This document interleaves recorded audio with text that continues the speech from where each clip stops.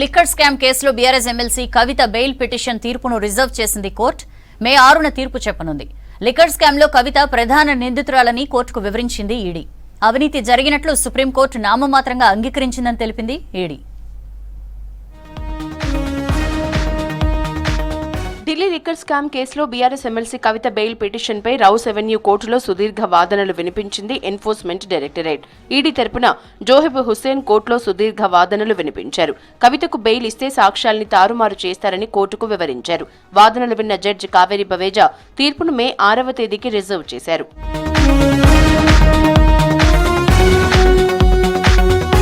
Liquor policy రూపకల్పనలో కవిత key role పోషించారని తెలిపింది ED. Aam Aadmi పార్టీకి సౌత్ గ్రూప్ నుంచి వెళ్లిన 100 కోట్లలో 25 కోట్లను మాగుంట రాఘవ నుంచి వసూలు చేశారని కోర్టుకు వివరించింది. ఢిల్లీ లిక్కర్ పాలసీ ఫైనల్ అయ్యేందుకు ముందే డ్రాఫ్ట్ కాపీ కవితకు చేరిందని తెలిపింది ఈడీ. మద్యం పాలసీలోని నిబంధనలు కవితకు అనుకూలంగా ఉండేలా రూపొందించారని కోర్టుకు వివరించింది. దీనికి సంబంధించిన వాట్సాప్ చాటింగ్ ని కోర్టుకు అందజేసింది ఈడీ. లిక్కర్ పాలసీలో విచారణకు రావాలని నోటీసులు ఇవ్వగానే కవిత ఉద్దేశపూర్వకంగా మొబైల్ డేటా ధ్వంసం చేశారని తెలిపింది ఈడీ.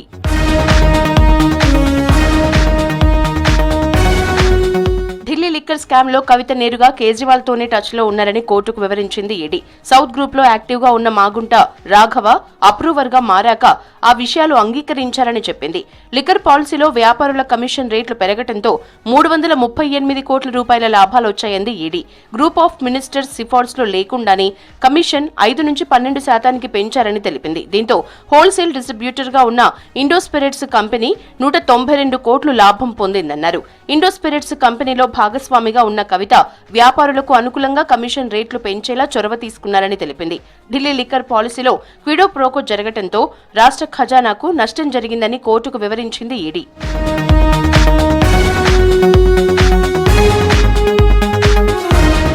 కవిత, కేజ్రీవాల్, మనీష్ సిసోడియా మధ్య అవగాహన ఉందని బుచ్చిబాబు స్టేట్మెంట్లో చెప్పారని కోర్టుకు తెలిపింది ఈడీ. అరుణ్ పిల్లై ద్వారానే కవిత మద్యం వ్యాపారంలో భాగస్వామయ్యారని చెప్పింది. బుచ్చిబాబును అరెస్ట్ చేయలేదంటూ కవిత తరపు న్యాయవాది వాదనల్లో నిజం లేదని, బుచ్చిబాబును సీబీఐ అరెస్ట్ చేసిందని కోర్టుకు తెలిపింది.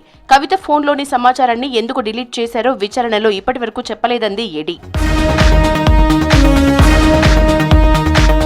కవిత బెయిల్ పిటిషన్పై పలు సీరియస్ ఆరోపణలు చేసింది ఈడీ. దీంతో రీజాయిండర్ ను రాతపూర్వకంగా ఇస్తామని కవిత తరపు న్యాయవాది చెప్పారు. దీంతో కవిత బెయిల్ పై తీర్పును మే 6కు రిజర్వ్ చేసింది కోర్టు.